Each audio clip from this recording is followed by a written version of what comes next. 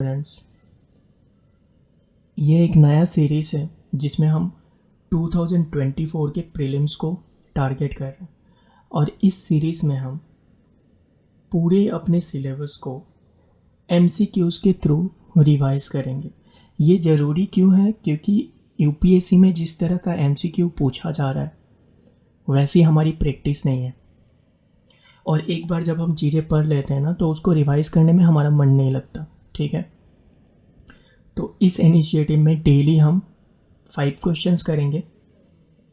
बाद में हो सकता है इसे इंक्रीज करके 10 कर दिया जाए। और सबसे पहले जो सब्जेक्ट मैंने चुना है वो है जियोग्राफी। तो सबसे पहले जो हम रिवाइज करने जा रहे हैं वो सब्जेक्ट है जियोग्राफी। ठीक है, चलिए। तो पहला क्वेश्चन है हमारा, consider the following statement with respect to universe. पहला statement, singularity in the universe existed immediately after the big bang event. जो सिंगुलरिटी था, बोला जा रहा है कि ये बिग बैंग के बाद, जैसे ही बिग बैंग हुआ उसके बाद सिंगुलरिटी एग्जिस्ट होना चालू हुआ। ठीक है, तो ये स्टेटमेंट बिल्कुल गलत है। क्यों गलत है? क्योंकि अगर आपको बिग बैंग के बारे में पता है, बिग बैंग कहती है कि सिंगुलरिटी यानी कि पूरी जो यूनिवर्स थी वो एक सिंगल पॉइंट में थी। इसका टेम्परेचर और प्रेशर बहुत हाई था, टेम्परेचर और प्रेशर बहुत हाई था, और अचानक से ये ब्लास्ट करती है जिसको हम बिग बैंग थ्योरी कहते हैं। और उसके बाद अपना जो यूनिवर्स है वो धीरे धीरे एक्सपांड होते जाता है। जैसे ये गैलेक्सी है, ये गैलेक्सी है, ये गैलेक्सी, ये गैलेक्सी। तो अगर ये गैलेक्सी है तो ये धीरे धीरे क्या होते जाता है? एक्सपैंड होते जाता है। ठीक है, जैसे जैसे टाइम बढ़ता है वैसे वैसे इन गैलेक्सीज के बीच की डिस्टेंस बढ़ते जाती है, यानी कि जो अपना यूनिवर्स है वो एक्सपैंड होते जाता है। तो पहला स्टेटमेंट गलत हो गया। Expanding universe hypothesis suggests that universe expansion of individual galaxies.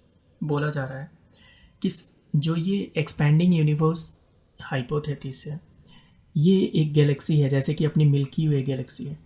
इसके एक्सपेंशन के बारे में बात करती है कि जैसे जैसे टाइम बढ़ता है मिल्की वे गैलेक्सी एक्सपांड होती जाती है, यानी कि पहले इतनी बड़ी थी, फिर इतनी बड़ी हो गई, फिर और बड़ी हो गई।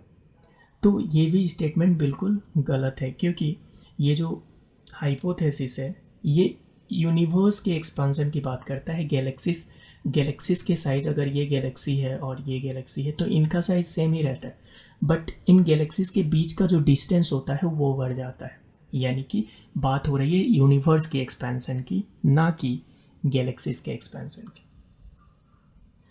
Big bang theory explains the steady state of the universe at any point of time. बोला जा रहा है कि स्टेडी स्टेट को एक्सप्लेन करता है, बल्कि तो ये भी स्टेटमेंट हो जाता है हमारा गलत, क्योंकि big bang theory steady state को क्या बोलते हैं, स्टेडी स्टेट को नहीं बल्कि एक्सपैंडिंग स्टेट को एक्सप्लेन करता है। बोलता है कि हमारा जो यूनिवर्स है वो एक्सपैंड कर रहा है विद टाइम। तो तीनों ही गलत है, यहाँ पे तीनों गलत है, तो none is the correct option. ठीक है, नेक्स्ट क्वेश्चन की बात कर लेते हैं।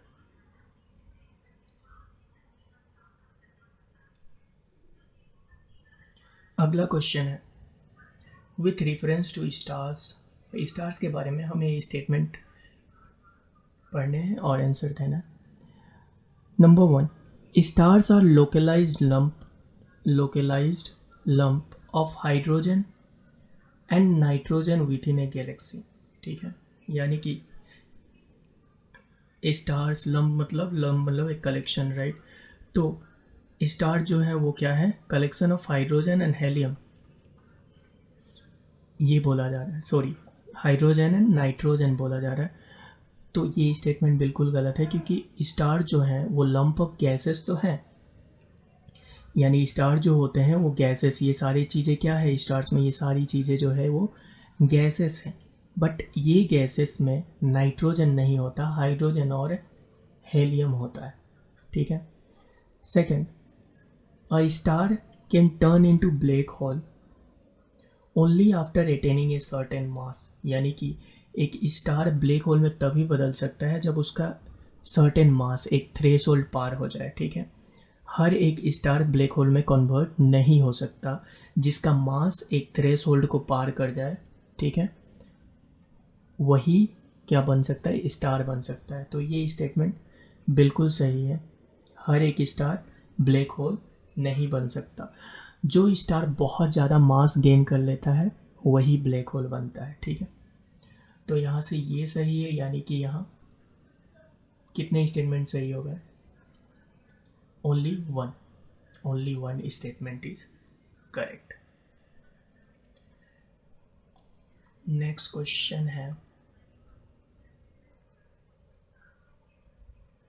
Question number 3 is which is the most appropriate statement about our solar system. Solar system के बारे में आपको ये स्टेटमेंट कॉन्सिडर करना है। First statement, light year is the amount of time taken by light to cover a solar distance, ठीक है। तो ये गलत क्यों है? क्योंकि लाइट ईयर क्या होता है, जैसे ये लाइट है तो ये लाइट जितना डिस्टेंस 1 ईयर में कवर करती है, ठीक है, 1 ईयर में अगर एक लाइट 1 ईयर तक ट्रेवल करे तो वो जितना डिस्टेंस कवर करती है, ठीक है, उसको हम बोलते हैं लाइट ईयर। तो लाइट ईयर क्या होता है? Distance travel by light in 1 year, ठीक है। तो ये स्टेटमेंट तो गलत हो गया। The illumination of planet is less than that of stars in the sky. The illumination of planet is less than that of star in the sky. Illumination क्या होता है? Illumination जब एक बॉडी लाइट एमिट करती है, ठीक है, तो इसे हम क्या बोलते हैं? इल्यूमिनेशन। बट प्लैनेट्स की कोई अपनी लाइट नहीं होती, तो इसको भी हम रॉन्ग कंसिडर करें। देन नेक्स्ट स्टेटमेंट है,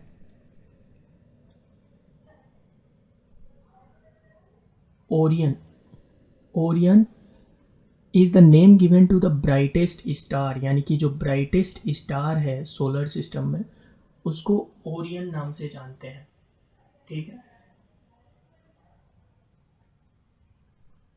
तो ये स्टेटमेंट भी गलत है, क्योंकि ओरियन क्या है? ओरियन आपको पता होगा कि ये स्टार नहीं है बल्कि ये एक कॉन्स्टिलेशन है। कॉन्स्टिलेशन क्या होता है?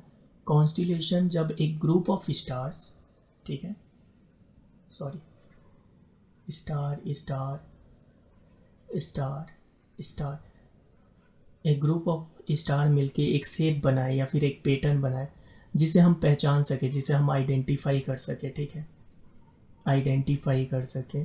तो वैसे हम पैटर्न को, वैसे हम ग्रुप ऑफ स्टार्स को क्या कहते हैं? कॉन्स्टिलेशन। और ओरियन क्या है? ओरियन एक कॉन्स्टिलेशन है। ब्राइटेस्ट स्टार की जहाँ तक बात होती है, ब्राइटेस्ट स्टार कौन सा है हमारा? तो ब्राइटेस्ट स्टार जो होता है वो है सीरियस। ये है brightest star in the sky, ठीक है। तो ये भी स्टेटमेंट गलत, यानी कि ये वाला सही है, ठीक है। इसको भी पढ़ लेते हैं। The period of revolution, period of revolution मतलब अगर ये सन है और ये अर्थ है तो अर्थ इसको यहाँ से यहाँ तक आने में कितना टाइम लेता है, उसको पीरियड ऑफ रिवोल्यूशन कहते हैं। Of A planet around a star increases with the increase in distance, ये स्टेटमेंट बिल्कुल सही है। मान लीजिए कि ये सन है, कोई प्लैनेट है जिसका ऑर्बिट यहाँ पे है तो इसको कम टाइम लगेगा, और कोई प्लैनेट है जिसका ऑर्बिट सन से इतनी दूरी पे है तो इसको ज़्यादा टाइम लगेगा, है ना। तो जैसे जैसे दूरी इंक्रीज होती है ऑर्बिट की, ये पास है तो इसका सर्कल भी पास बन रहा है, यानी कि इसको कम टाइम लगेगा। ये दूर है तो इसका सर्कल, इसका ऑर्बिट जो है वो दूर बन रहा है, इस वजह से इसे ज़्यादा टाइम लगेगा।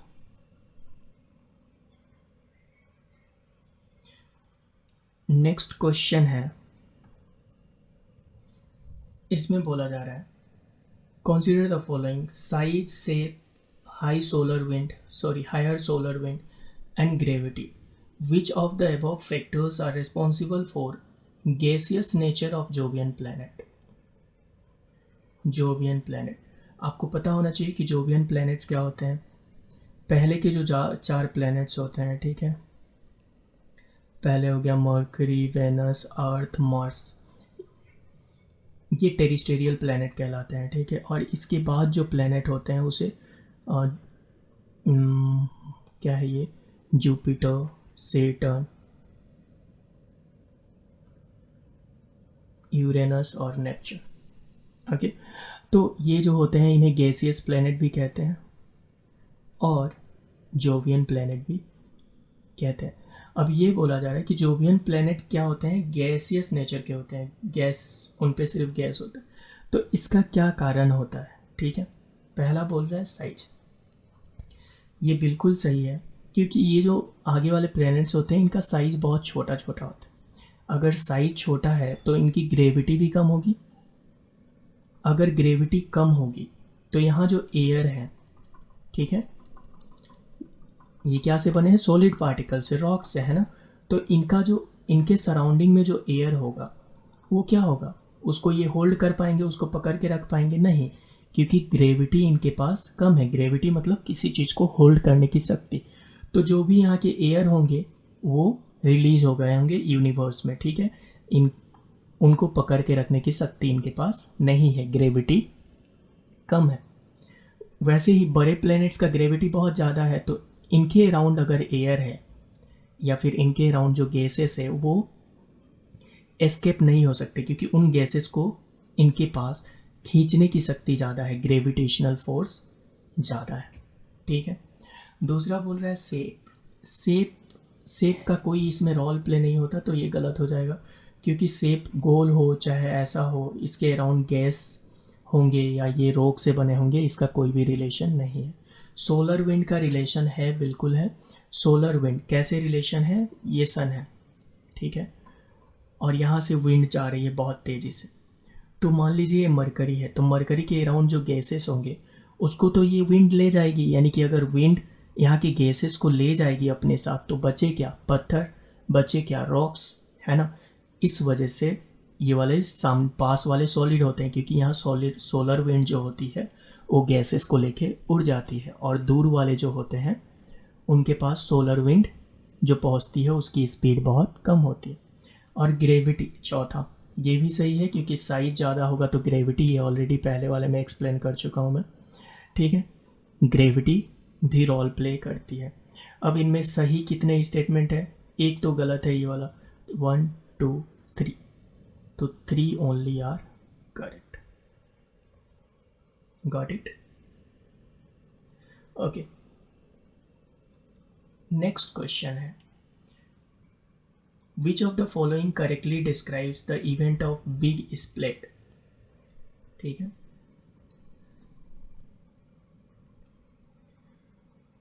पहला है statement 1, collapse of neutron star. Neutron star का कॉलेप्स होना टू ए ब्लैक होल, नहीं, इससे बिग स्प्लिट का कोई लेना देना नहीं है। Theory of the creation of moon, ये है सही आंसर इसका, theory of the creation of moon. Big split theory जो है वो क्या बोलती है कि जब अर्थ बन गया था, ठीक है, तो एक बॉडी जिसका वजन जो था वो मार्स के 3 गुना था, ठीक है। मार्स अगर इतना छोटा है तो 3 टाइम्स द मार्स, जितने में 3 मास आ जाए, उतनी बड़ी बॉडी आके अर्थ को हीट करती है, यानी कि अर्थ से टकराती है, और टकराने की वजह से अर्थ का एक छोटा सा टुकड़ा अर्थ से अलग हो जाता है, ठीक है। अर्थ का एक छोटा सा टुकड़ा अर्थ से अलग हो जाता है और ये अर्थ को रिवॉल्व करने लगता है, और इसी को हम कहते हैं मून, और इसी थ्योरी को हम कहते हैं बिग स्प्लिट थ्योरी, ठीक है। आज के 5 क्वेश्चन यहीं पे ख़त्म होते हैं। अगर ये सीरीज़ आपको अच्छा लगता है, ठीक है, और आपको लग रहा है कि ये हेल्पफुल है रिवीजन में, तो आप इसको लाइक करें